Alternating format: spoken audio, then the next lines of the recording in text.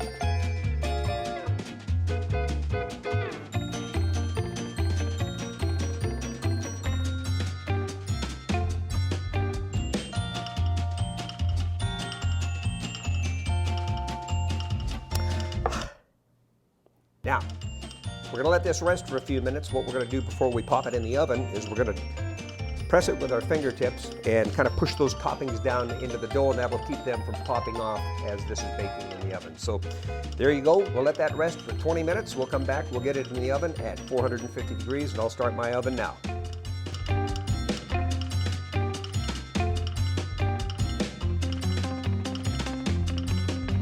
Well, you cannot believe how incredible it smells in this kitchen.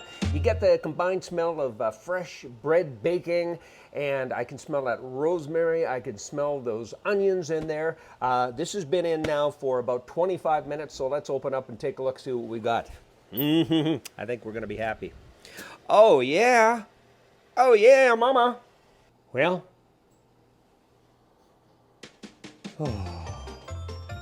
Unbelievable. This is gonna be super delicious. Rosemary, crisp and dried out and crisp and super flavorful. This is gonna be good. We'll just leave that rest now, and later on we'll cut her up and enjoy it. This has been Super Simple Focaccia, right here on Danny Hooper Edibles.